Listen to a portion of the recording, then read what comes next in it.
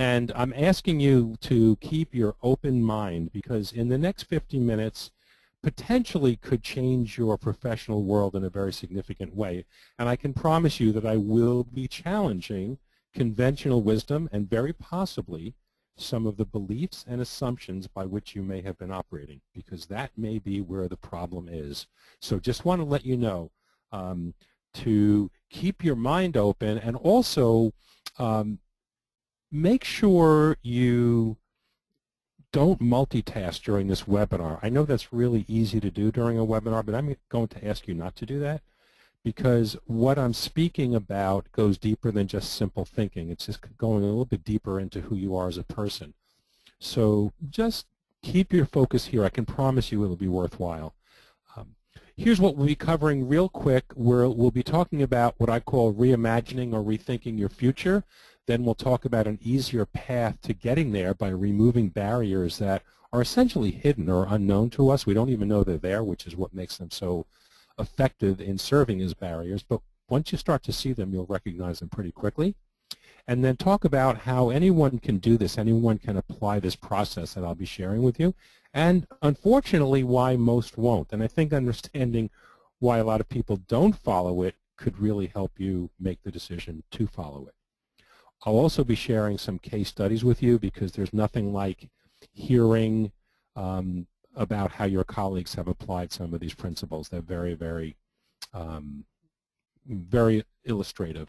And finally, I'm going to end with a challenge. I'm going to offer a challenge to all of you who want to take this material and go further with it, give you a very simple process and exercise to do it. At the end, when we've completed the 50 minutes for the CPE, for those who want to know a little bit more about the Enlightened Accountant, I'll be staying on for an extra 2 minutes. So that will be a way for you to learn more about what we're doing. For those who are interested, that's certainly not required. So I figured if we're talking about Enlightened Accountant, the first thing we should do is define it. And the way I see it, the way we view Enlightened Accountant here, it's really a different way of thinking that has very practical applications and measurable results. And essentially, the Enlightened Accountant is any accountant who's willing to challenge the beliefs and assumptions that they're operating by, beliefs and assumptions that might keep them stuck or struggling in some way.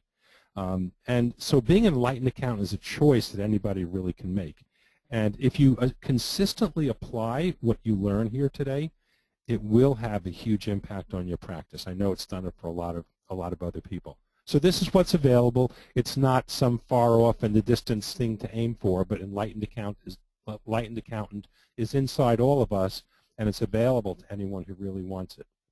You see, fundamentally, we each have the ability to choose the thoughts that are going to create the desired outcome for us.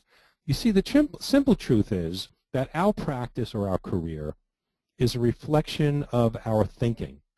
And we can consciously choose the views that serve us, which is what you're going to see as I continue along here. We can choose abundance over scarcity. We can choose to have a thriving culture versus people who work for us who are just getting the work out the door. We can choose to have the ability to attract great clients versus just keeping the clients that are, marginally worthwhile. I mean, the list goes on, but all of these begin with a change in thinking. So what I'd like you to do now, and just a little piece of paper in front of you, I want you to jot down a couple of things. I want you to really kick back and relax and think for a minute. If you could shape your practice or career any way you wanted it without regard to any current restrictions, what would some of that look like? What would you be earning? What kind of clients would you be working with? Tell me about your team. What would be the work you would be doing? What would your life-work balance look like? Just think about your particular formula for success if it could be any way you wanted.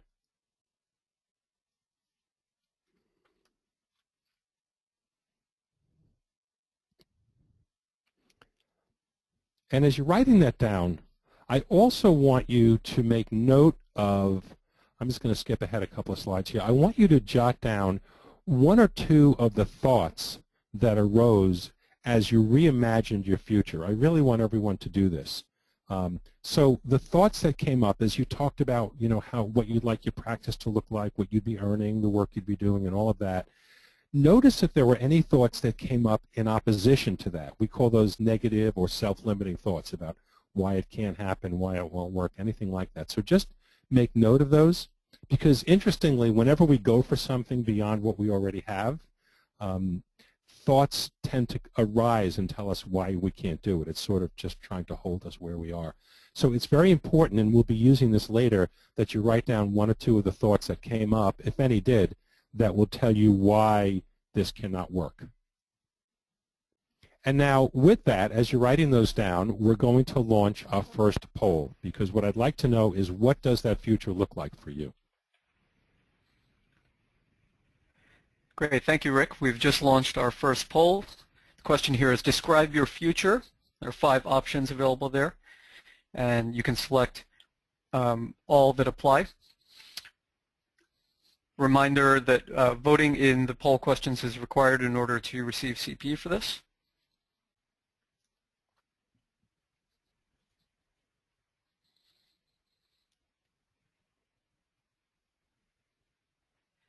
And we'll take about 10 more seconds here to allow people to finish voting.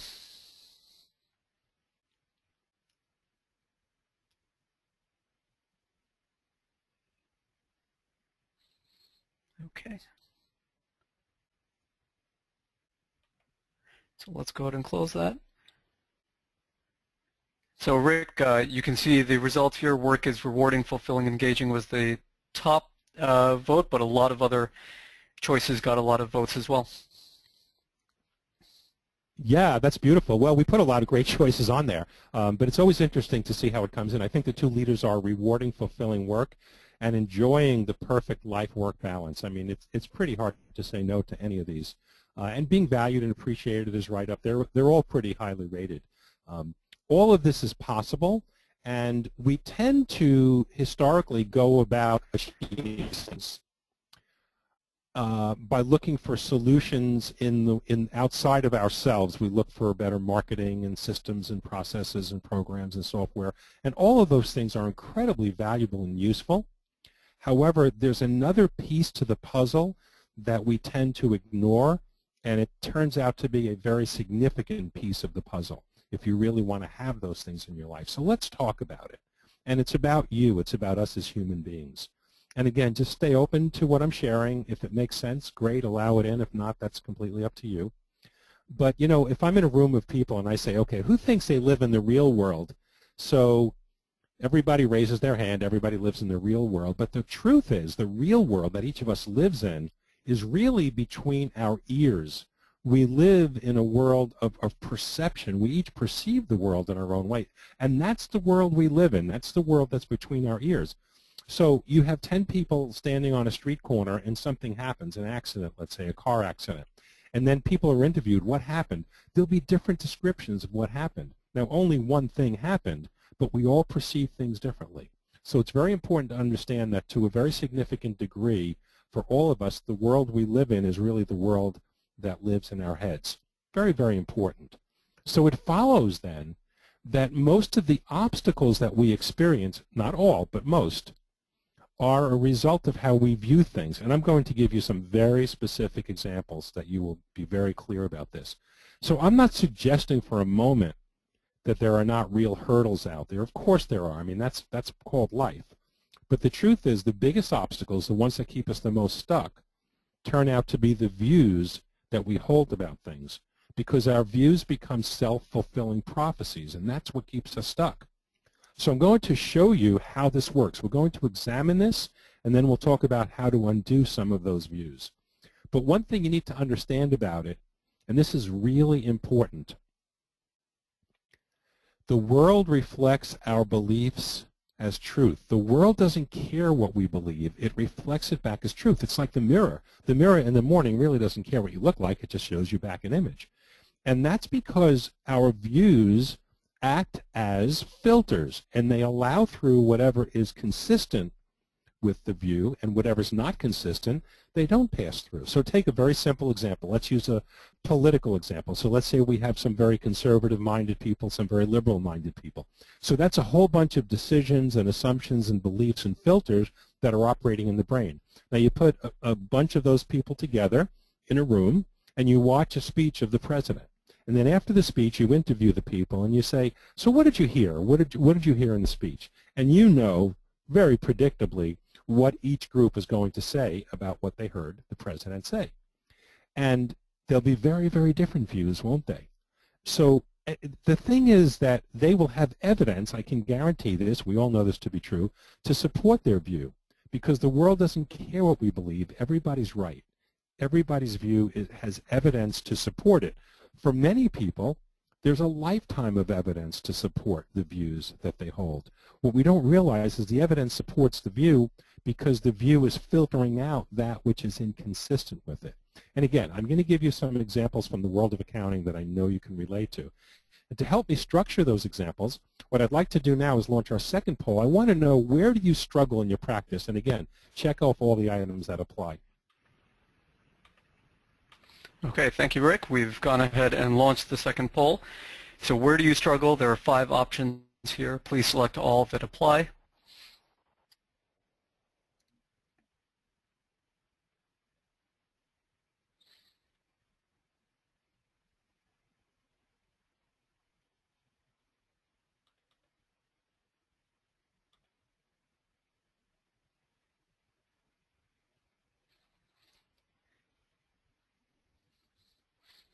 Okay, we'll take a few more seconds here for people to finish voting. Just a reminder, voting in all 3 questions is required in order to earn CPA for this webinar.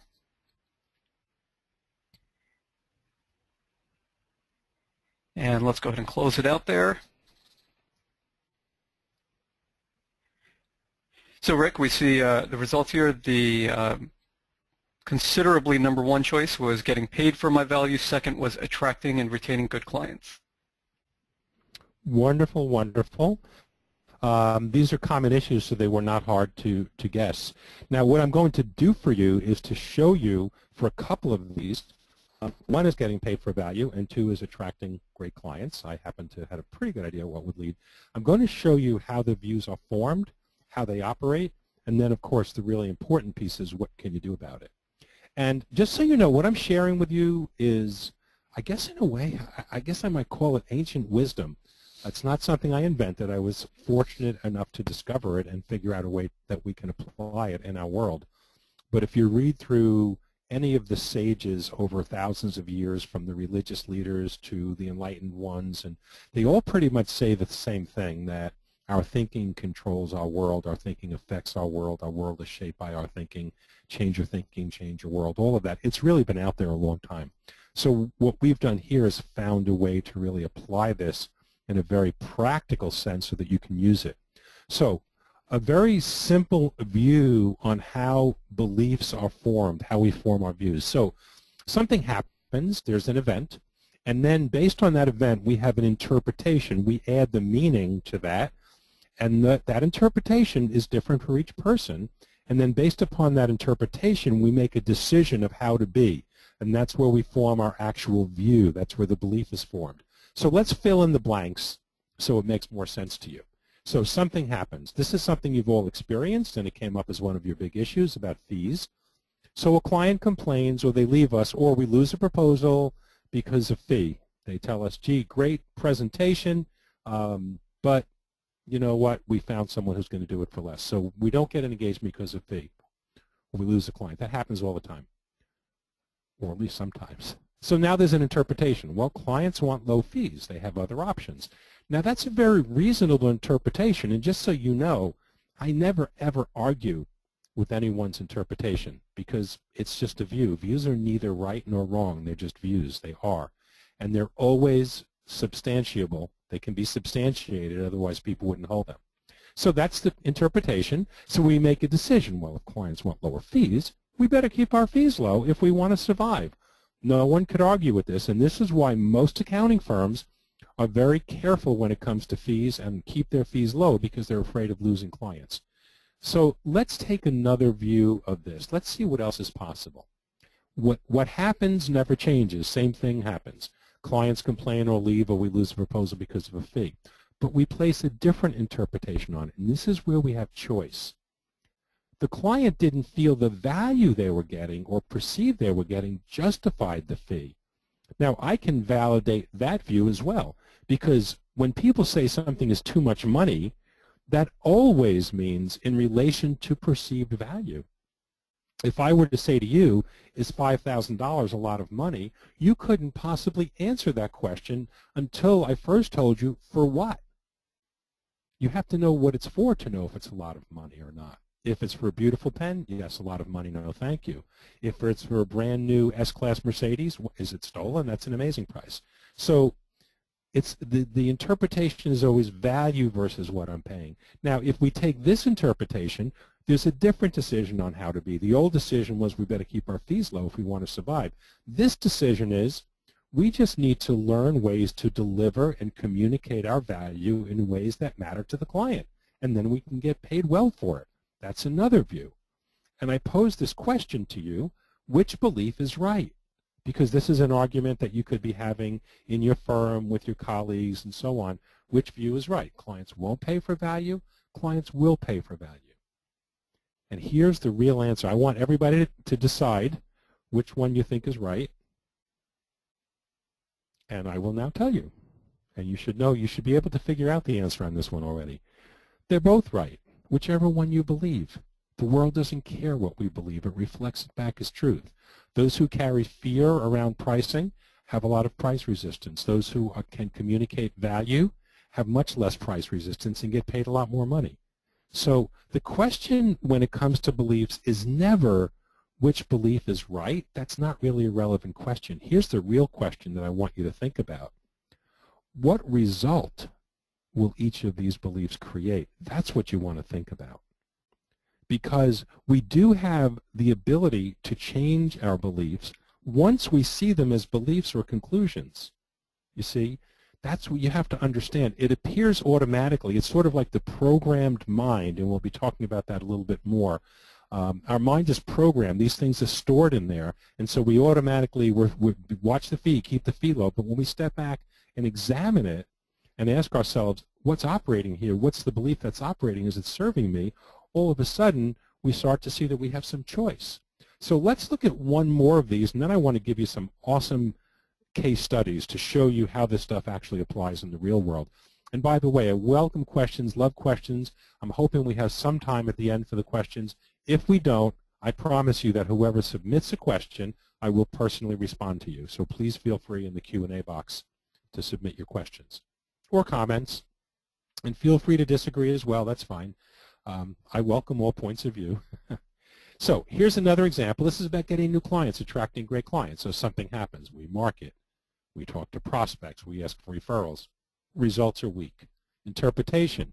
It's hard to find good new clients. Competition, fee pressure, the economy, whatever we attribute it to. Therefore, we better keep what we have, even if they're not great clients. Something's better than nothing, right? That's what the thinking is. And that is, by the way, what I call a scarcity mindset. Something's better than nothing, which keeps us holding on to clients that are suboptimal, shall we say. Let's look at another view, another possibility. Same thing happens. We're marketing with little results, different interpretation. We need to be better at differentiating our firm and communicating our value. If people are not coming to us, it's because they're not perceiving the value.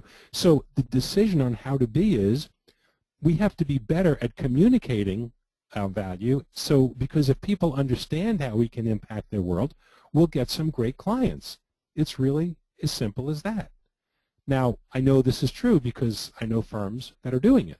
I've seen firms make the transition, which is some of the case studies I'll share with you. Now, I'm not foolish. I know that there's challenges in doing this. This is stepping into a different role. It's stepping into a bigger role, impacting clients in a different way. This is when companies and resources like accountants' world are so valuable because they can help you efficiently, effectively do more for your clients with less effort.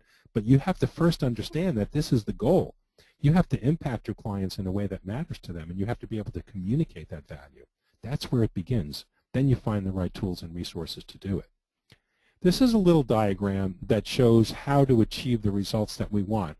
And typically our view of the world is if we engage in the right actions, we'll produce better results. Now, while I wouldn't argue with that, I would say that there's a bigger picture here. Sorry about that. And the bigger picture is that our thinking is what determines our actions, and sometimes our thinking directly impacts results. So when we change our thinking, our actions are different, more focused, more clarity, more aligned with what we need to do.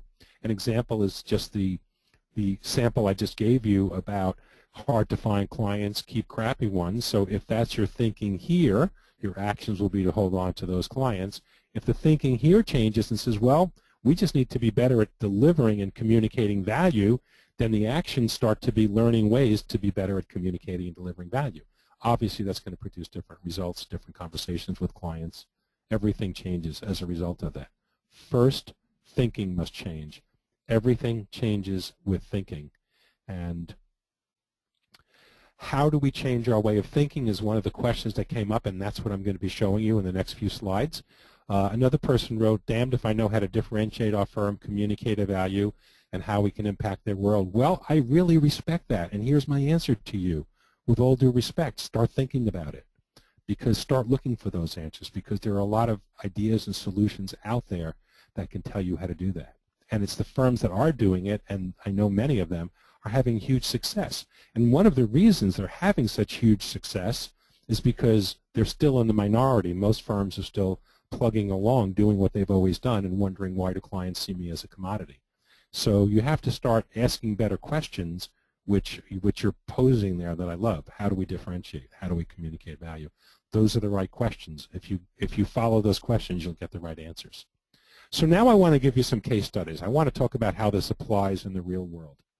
First case study is my own personal experience. When I left my own accounting practice, I had a very successful practice on Long Island. I loved marketing and selling and bringing business in the door. And I decided to become a consultant to the profession, and I started helping other accountants. They really outsourced their sales and marketing to me, so we would introduce accountants to business owners. And I personally have been out on over 1,200 meetings. Most of the business owners that agreed to meet with me, or anybody who worked in my company, did so because they felt they were paying too much for their accounting services, so they were open to exploring another accountant. Now keep in mind, when I hear someone say, I'm paying too much for accounting services, I fill in the rest of the sentence, which is, in relation to the value I perceive I'm getting. We had meetings with these business owners. We talked about not so much their accounting needs, but their business, where they were going, what mattered to them in terms of their personal world, how their business was serving their personal world, and all of those things that really add value to the relationship. And in many cases, they ended up hiring one of our accountants. But interestingly, almost without exception, with rare exception, when they hired one of our accountants, they ended up paying 50%, 100% or more in fees than they were previously paying, because what we simply did was reinvent the relationship. And rather than simply getting accounting, tax, compliance work, which of course they continued to get, they also felt like they were working with somebody who understood what their goals were and was starting to play a proactive role in helping them get there.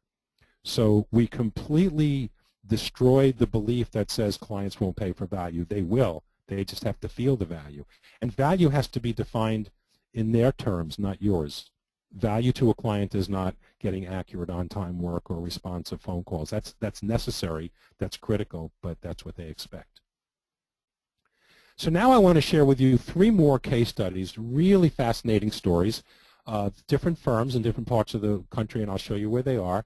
And these case studies came out of the work I'm sharing with you, the thinking, the change your thinking, change your world. Started doing this actively with accountants in January of '07. We started as an experiment, and we said, okay, here's what we're going to do. You're going to set a game plan to grow your practice. As you move in the direction, as you implement the plan, your self-limiting views are going to come up. And as long as you're open to letting them go, let's see where it goes. And that was pretty much what the experiment was about. We sort of walked alongside the road with people as they applied the things that I'm sharing with you. First case study, California firm. You see the size of the firm. And they're in a part of the state where the economy was pretty bad. It was hard to find clients. And they said, what can we do? All firms are struggling. And I said to them, as I always say to people when they tell me how things are, you're right. I never disagree with a belief system.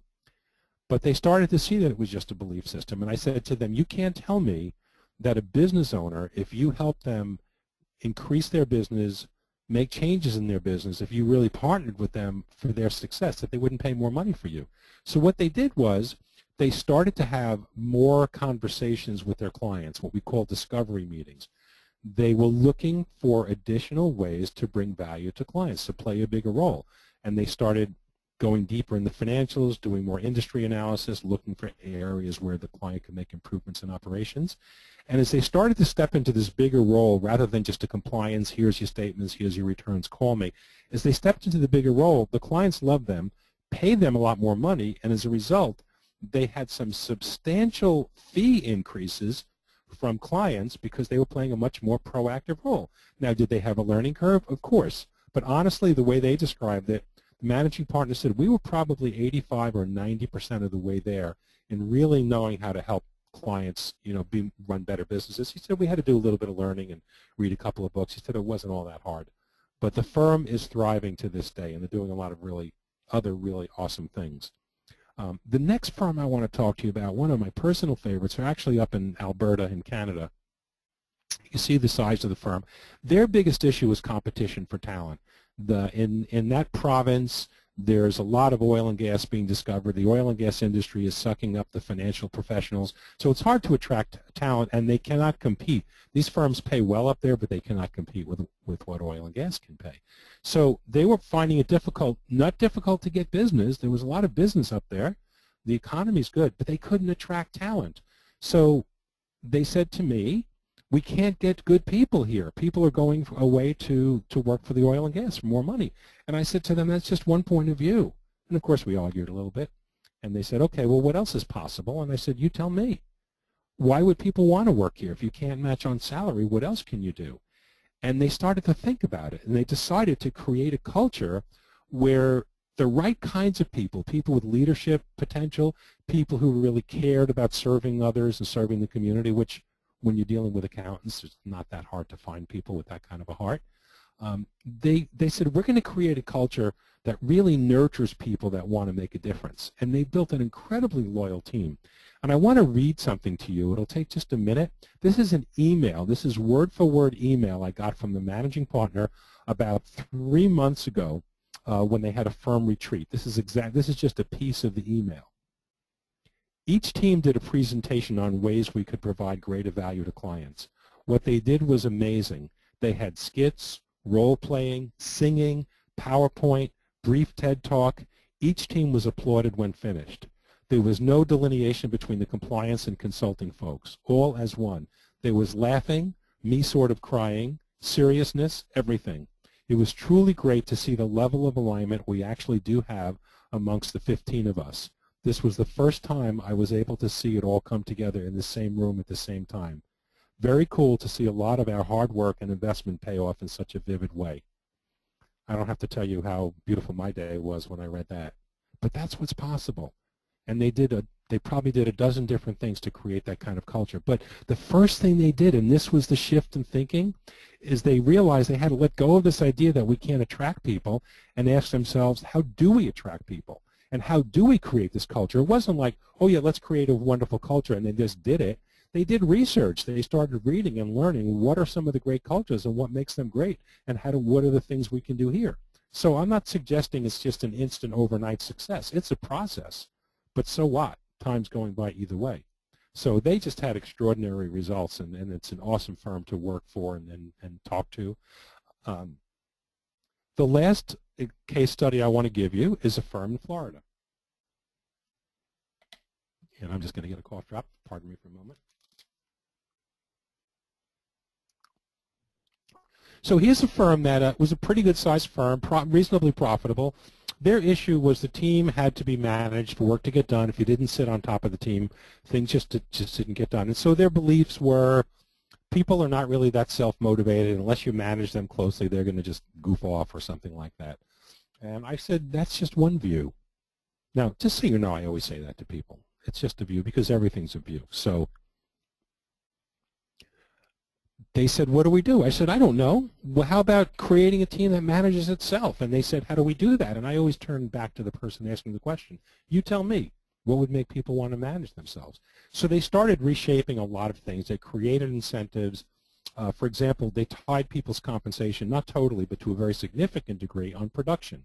They put people into teams. They said, generate more revenue, everybody's income goes up on that team. And all of a sudden, the managers who now had the freedom to set fees with the client on many of the client engagements, they were studying value pricing, they were charging more, their income was going up, clients were happy. And they even created what's called a results-only work environment, where right now the firm doesn't even have set work hours. People can work from home. If there's meetings, they need to show up for the meetings. The idea is you get your work done by the date it needs to be done. And the firm almost runs by itself. They have unlimited vacation policy. This is true, folks. This is really happening.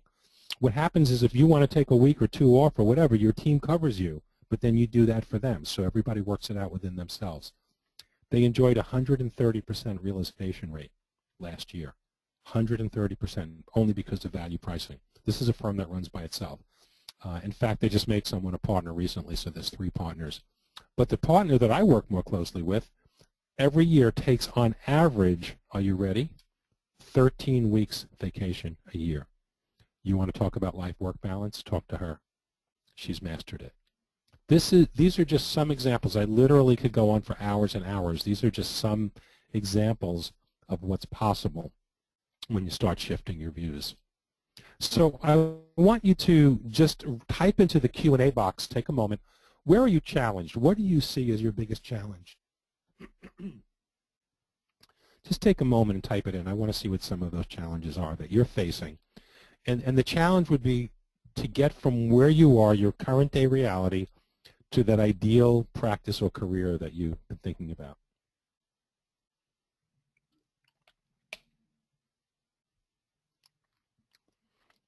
So we're seeing a lot of getting ideal clients, getting clients in the door, crazy team members. It's actually flowing too fast for me to read. A lot of work-life balance and generating more clients. That's huge. Some succession issues. Raising prices. Just hear me, please, folks, and know that there's nothing that I could ever accuse you of doing wrong that I didn't do wrong in my practice. It's not even wrong. It's what we did. There's so many clients out there that would love to have and pay very well for a proactive accountant to help them address their issues and get to where they want to go. We have to step back and just rethink our relationship with clients and the role we play. And there's so many resources out there to help us do that. This is not a new conversation in our profession. But I'm telling you there are solutions out there, and I'm telling you that the firms that are doing it are having a field day out there in terms of attracting great clients, getting paid for value well beyond hours, and enjoying a great life-work balance. It's not that hard to do. It's very doable. There's a learning curve. It takes time. It's a process. It could take a year or two, but so what? Because as my mother used to tell me when I was a very impatient youth, and she would, I would talk about doing something, and I'd say, that's going to take a year, and she would say to me, well, whether you do it or don't do it, a year is going to go by, so you might as well do it. And although I didn't like her logic, I couldn't disagree with it. So I appreciate what everybody's sharing. And here's what I want you to start thinking about. And this is, I said the idea of this webinar is to really provoke your thinking. Where you're challenged, there's at least one self-limiting view running. And if you're willing to take this position, you can disagree with me and ignore it. That's fine. That's your call. But if you're willing to take the position that there's a self-limiting view running, that starts to free you from that self-limiting view. And if there is a self-limiting view, all you have to do is ask yourself, what else is possible? What other views are possible? Just using the example that I gave you here today. What else is possible? So based on what we've talked about so far, I'd like you to respond to the next poll about what feels true with regard to self-limiting views and this whole conversation. Okay, great. Thanks, Rick. So we've opened up the third poll. What feels true? 5 options again. Please select all that apply. Remember to click the submit button.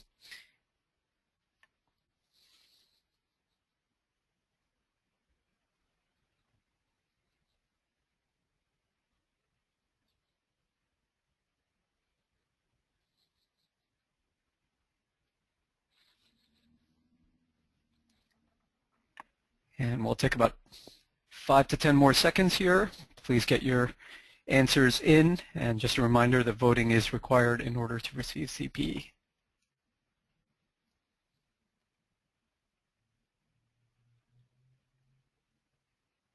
Okay, so let's go ahead and close that. And so, Rick, we see the results here, and overwhelmingly the top two options where I see how self-limiting views keep me stuck, and I realize it's possible to let go and rethink these views. Oh my gosh, that is beautiful. How wonderful. Wonderful, wonderful. 31%, it seems a bit scary. I'm with you. I get it. In fact, we're going to, in the next few slides, I'm going to share with you why it seems scary. 16%, not sure I buy all this. I love it. Those are the accountants. That's the accountant skepticism. Healthy, beautiful. I don't ask people to buy it. What I ask for is be open to the possibility and prove it to yourself. Everyone here, if you're an accountant, it means you're an auditor. Your initial training was auditing. And keep that auditing mindset and prove it to yourself. That's all. If you don't see the proof for yourself, don't do it. But I promise you that if you do it, you will see it. And 9% say thinking can't change what is so. That's true and it's not true. And that means differentiating between what's really so and what we think is so. And let me give you a very simple way to make that distinction. Whether or not you believe the sun is hot, it's hot. And if you stand out there long enough in the right place, you'll get burned by it. It doesn't matter if you believe it's hot or not. There are things that just are the way they are, and I would agree wholeheartedly that thinking can't change it. But there's a lot of things we think are a certain way, but they're not. And the way you can tell is if everyone is having the same experience, then it's an absolute truth. But if only some are, and for example, clients won't pay for value, that's not an absolute truth. Because there are lots of firms I know where clients are paying very, very well for value. So you can't say it's true. Are there some clients who wouldn't pay for value? Of course. I would never sit here and tell you that change your thinking and every client all of a sudden is going to open up their checkbooks. I'm not that naive. We know that's not going to be the case. But I also know that if you walk in with the attitude that clients won't pay, you'll always get to be right and they'll never pay. You'll negotiate against yourself, as some accountants do. So just be open to the possibility is all that I ask. So that's now here's a statement of truth that may encourage you and may discourage you, but I'm going to be really honest. Some of the people on this call I know, I don't know what the percentage is, I can't know that, are going to take this and start running with it, and I'll share with you some ways to continue this work after the call, and we'll have tremendous success as a result. I know some will, and I know others will not. And I know those who will really succeed with it will be a minority of the people on the call. But most others will continue as they are. So the difference is, why will some succeed and some not? Because some people are open to the idea of challenging their beliefs and assumptions because they believe something better is possible and they want to at least explore it. And some people believe it's not. And whichever way you believe, the world doesn't care. It reflects it back as truth. Those who challenge beliefs and assumptions discover that any fear or concerns you have around it is unfounded. That will be your own experience. And the other thing I want to point out here is I like to use the word evolution, not revolution. This is a process, and everybody gets to move at their own speed. But it's a beautiful, beautiful process that pays rewards every step of the way. Now let's talk about why, if this is really true, why would people resist it? Why would people not jump into this with both feet? And here's what the fear is. Here's what the concern is. You can see the safety gauge. This is inside everybody's head. It's the difference between the known and the unknown. This is literally hardwired into the amygdala, the brainstem. It's part of our survival mechanism, and it's a very good mechanism to have. It keeps us around. So, and what it translates to is what is known is safe. What is unknown is dangerous, okay? And that explains our attraction to the status quo. That's why we like to keep things the way they are. And as a group, if you look at a personality profile or the DNA of the accountant, we love when things stay the same. I mean, principles of accounting, there's a consistency principle, right? Do things the way you did them last year. So when we form our self-limiting views, the reason we form views about anything is we're trying to figure out how to make our way in the world. What do we do? What do we don't do? We figure out what we have to do that's safe. So we lose a client. They complain about fee. And this happened to me early in my practice. So we make a decision. We can't get our fees too high. We're going to lose clients. And losing clients is tied to our safety, right? If we lose too many clients, we don't have a practice. So we form a view around it. That's how we form the views.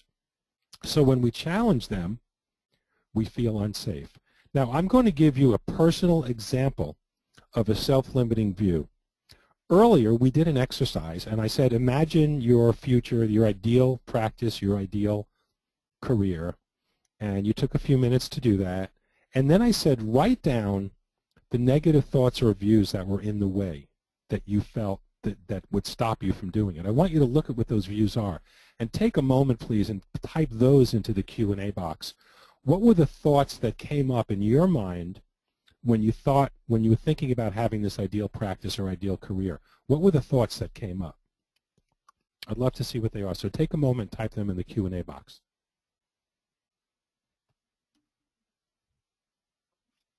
And I will start reading them. So it will be too hard.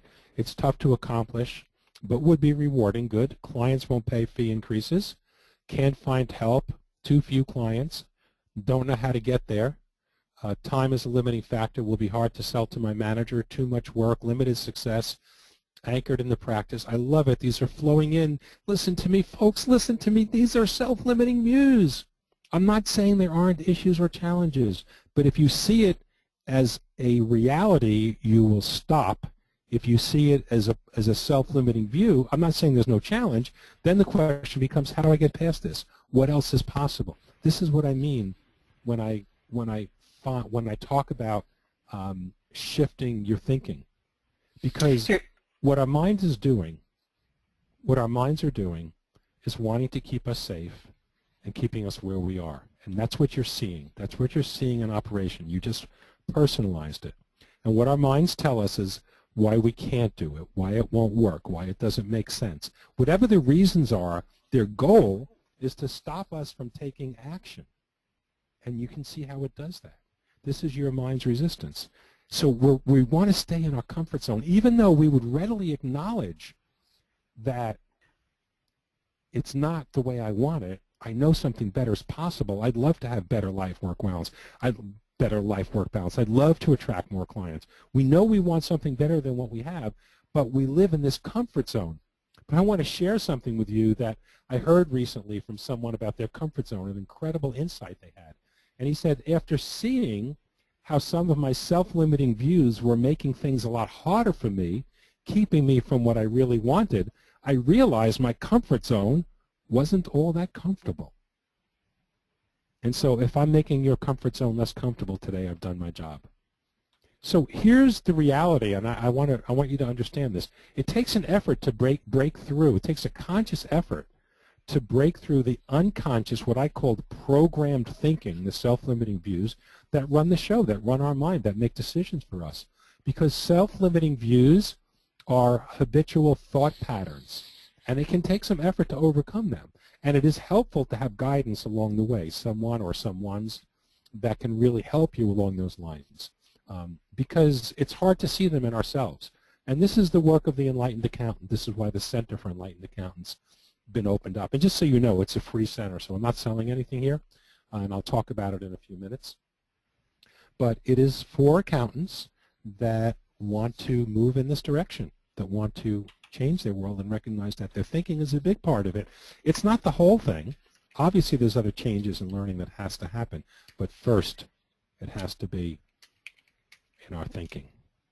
You see, here's the crossroads that we have, and here's the way we get to make the choice. The choice we have is who is going to run the show. Is it our programmed mind, and things just run on autopilot, or do we make conscious choice? And the difference between the two requires that we be present. And if you think about the self-limiting views that just surfaced, you can see that now that you step back and you say, aha, that's just a view that came up. That's my fear coming up. That's my brain, my mind wanting to keep me where I am, wanting to keep me. Then that's wonderful, because now you can start to, you say, I don't have to listen to that. What else is possible? If other people have solved this problem, there's got to be a way that I can solve it. And when you start thinking that way, you start to find different answers. When you ask different questions, you start to get better answers. Better questions, better answers. It's about being present and recognizing what's operating. So here's my challenge to you, and I have just a couple more slides. I want you to take one self-limiting view, just one, for 2 weeks, 14 days, and ask yourself, what other view would better support my goals? Not is it right or justified. Every view is justified. What other view would better support my goals? Just ask that.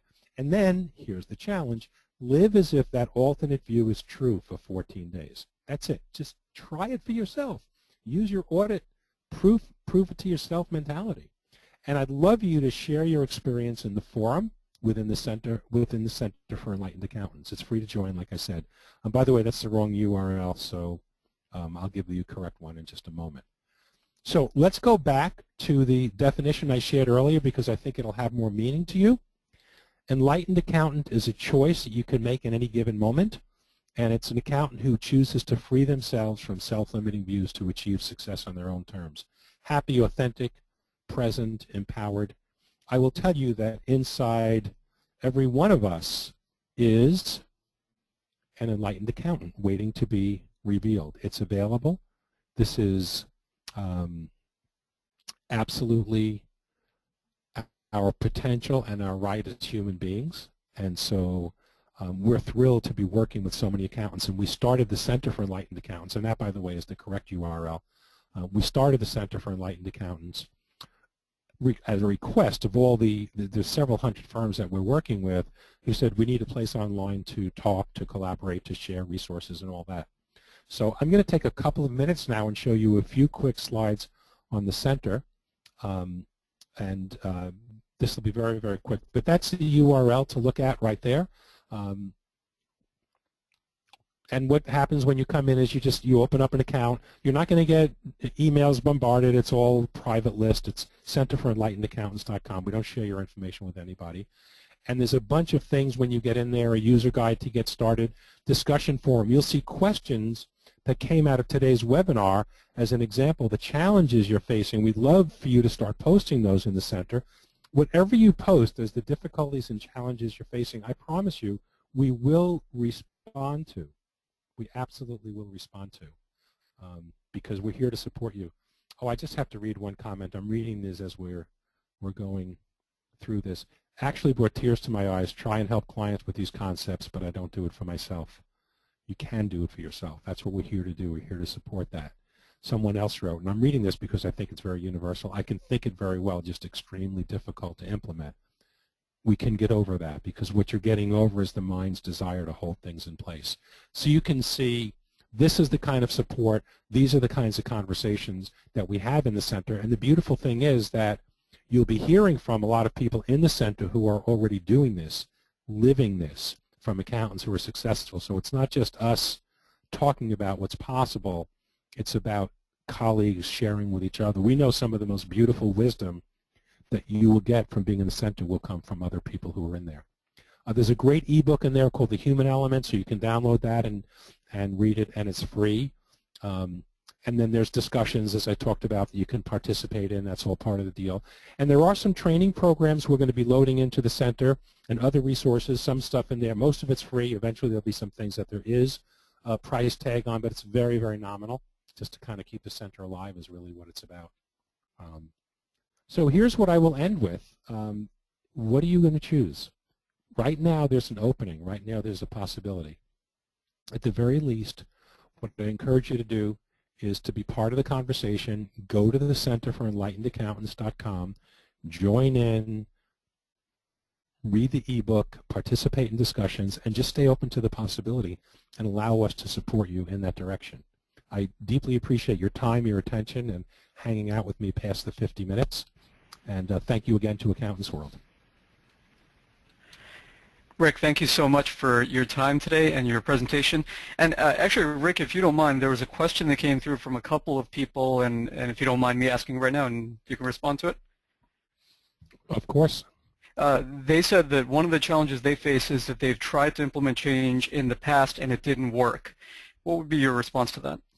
Well, it really depends on what the change is, and so of course that's a very hard question to answer generically. But what really has to happen is you have to deal with other people's mindset. It's not just your own. So there's ways of presenting things and acknowledging and allowing people to sort of have their view and still come up with a different perspective. So, for example, if you're talking about price changes, charging more. You've got to be able to communicate that value to clients. You have to know how to engage in that conversation. You just can't go to someone and say, "Hey, I'm raising your fees," if they don't perceive anything different or perceive value. Things won't shift. So there's a methodology to making changes and affecting change. A lot of the conversation in the Center for Enlightened Accountants is around that. How do I affect lasting change? How do I get through the obstacles? How do I get partners to buy into this notion? How do I get clients to buy into it? How do I get team members to buy into it? So a lot of it is communicating and getting people underlying to their own underlying beliefs. And there could also be an underlying self-limiting view that says it still won't work, even when we look at changes. And that could be our own wanting to hold things in place. So there's a lot of dynamics here at work. But the reality is, in my experience, is that anyone who's committed to affecting change, and we use the word transformation more than change, because it's amazing how when you shift your thinking, the world shifts around you. And I'll give one very simple example. A lot of the accountants we work with, we talk about how to bring more value to clients, play a more valuable role. And they will say to us, they will ask us, how do I get the client to see me as a business advisor? They've always seen me as an accountant. And my answer is always the same. It's first, you have to see yourself as a business advisor, understand what that role means, and feel a reasonable degree of confidence in it. When your view of who you are shifts, watch how clients' view of who you are shifts. So I know that's a long answer, Dave, but it's a pretty big question. No, that's great. Thank you. So once again, we want to thank Rick for his presentation today. If you'd like to get his materials, you can go to our website, accountantsworld.com, and download it from there. I also wanted to just close with a quick word about what Accountants World is sponsoring today. If you'd like to learn more about our cloud solutions, we're actually offering a exclusive review of your firm right now and exactly trying to pinpoint how much of an impact our cloud solutions could have in your firm. So if you'd like to learn more about that, please call 888-999-1366 for your free no obligation analysis. And I think this sort of dovetails with what Rick has been talking about. Part of what we're trying to implement with the thousands of accounting firms that we work with across the country is the belief that you can make your practice what you want it to be, and that if we provide the solutions and the support and you take the initiative on it, together we can accomplish things that you may not have thought were possible with your firm as well. That's really what our solutions are about. So if you'd like to learn more about that, how to improve your client relationships and be able to be more efficient in your practice, take less time, and increase your bottom line, please call that number, 888-999-1366, for your no obligation analysis of your firm. And finally, I just want to say thank you for attending. When you close out of this webinar, the CPA survey will appear, so you can go ahead and exit it out. A link to the survey will also be sent by email tomorrow. And you just need to complete one of those. So if you can complete the online survey right now when you close out, that will be all you need to do. CPA certificates will be issued within 2 business days after we confirm your active webinar participation. So thank you to all of you for attending. We hope to see you again in 2 weeks for Gary Boomer's presentation. And thanks once again to Rick for his time today.